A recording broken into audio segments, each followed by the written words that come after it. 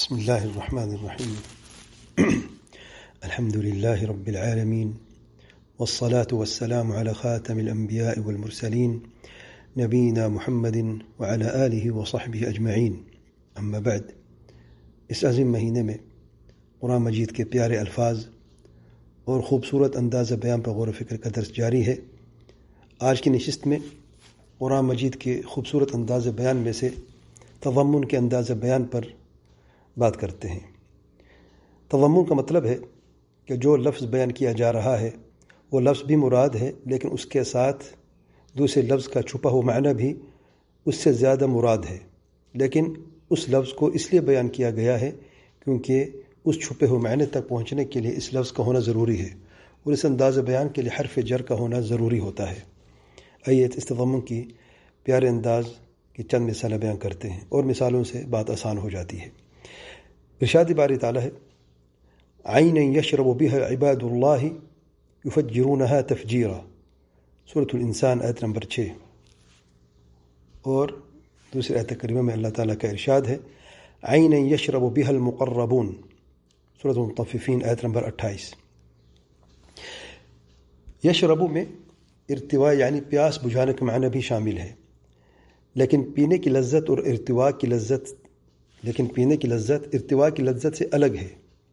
اس خوبصورت انداز بیان میں دونوں لذتوں کو شامل کر دیا ہے، اور یہ اللہ تعالیٰ کا اپنے ان خاص بندوں پر خاص کرم ہے کہ انہیں ان دونوں لذتوں سے نوازا ہے۔ یعنی اگر اس آیت میں ارتواء کا لفظ ہوتا، یشرب نہ ہوتا، تو پھر صرف ایک معنی ہوتا کہ جو اللہ تعالیٰ کے خاص بندے ہیں، اللہ تعالیٰ نے ان کو اس خیر سے نوازا ہے اور صرف پیاس بجھنے کی حد تک ان کو لذت ملی ہے۔ اور ہم سب جانتے ہیں جب ہم کوئی مشروب پیتے ہیں، پانی ہی صحیح، جب پانی پیتے ہیں تو پانی کے پینے کی لذت الگ ہے، اور پھر پیاس جب بجھ جاتی ہے اس کی لذت الگ ہے۔ یہ دونوں الگ الگ چیزیں ہیں، اور اللہ تعالیٰ نے اس پیارے انداز بیان میں ان دونوں کو شامل کر دیا ہے، سبحان اللہ۔ اور پھر فرمایا عَيْنًا يَشْرَبُ بِهَا، منہا نہیں فرمایا، بِهَا فرمایا۔ حرف جر میں نے کہا اس میں قاعدہ کیا کہ حرف جر کا ہونا لازمی ہے، ورنہ ہم یہ بھی کہہ سکتے ہیں عَيْنًا يَشْرَبُهَا عِبَادُ اللَّهِ، یہ ٹھیک ہے، لیکن تضمن میں یہ ہے یشرب بِهَا، تو بِهَا سے معنی الگ ہو گیا، اس میں کوئی اور لفظ ہے جو اس میں متضمن ہے، اس کے اندر شامل ہے، جو معنی مراد بھی اس کے اندر بیان کیا گیا ہے، جس کو سمجھنا اور اس پہ غور فکر کرنا لازمی ہے، سبحان اللہ۔ تو اس لیے فرمایا یشرب بِهَا۔ اچھا، پھر منہا کیوں نہیں ہے؟ منہا یعنی اس میں سے، سبحان اللہ۔ بِهَا یوں لگتا ہے کہ گویا کہ اسی چشمے کو ہی پی لیا ہے، یعنی چشمے کا جو خلاصہ ہے وہ اس چشمے کی ہر ایک بوند میں شامل ہے۔ جب اس میں سے یہ اللہ کے پیارے بندے مقربین ہیں جو پئیں گے اس میں سے، گویا کہ انہوں نے پینے والوں نے اس پورے چشمے کو ہی پی لیا، سبحان اللہ۔ اتنی مزیدار ہوگا اور اتنی اس کی یعنی پیاری لذت ہوگی، سبحان اللہ۔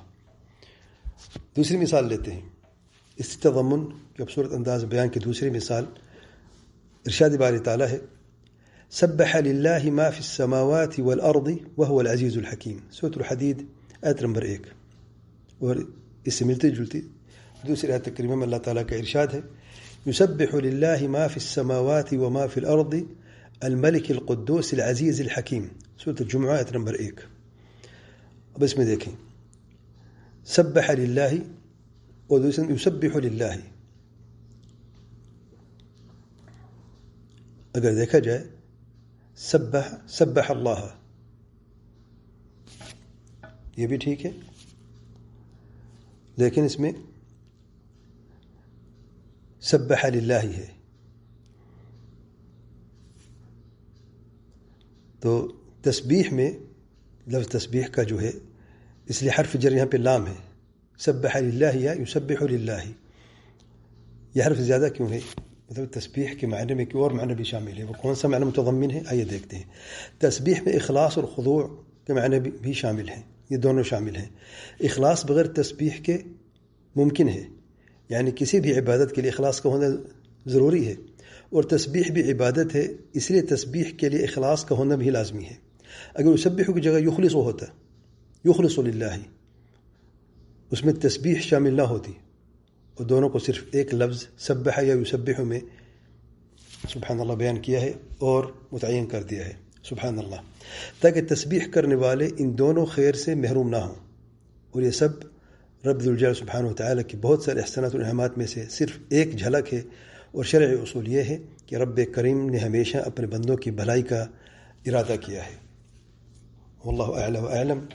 اللہ تعالیٰ سے دعا ہے کہ ہمیں قرآن مجید کی تلاوت کا حق ادا کرنے، اس میں غور و فکر کرنے کی اور صحیح عمل کرنے کی توفیق عطا فرمائے، توحید و سنت اور منہج السلف الصالحین پر چلنے کی توفیق عطا فرمائے، اور ہر وبا فتنے اور شر پسندوں کے شر سے محفوظ فرمائے، آمین یا رب العالمین۔ سبحانک اللہم و بحمدک، اشہد ان لا الہ الا انت، استغفرک و اتوب الیک۔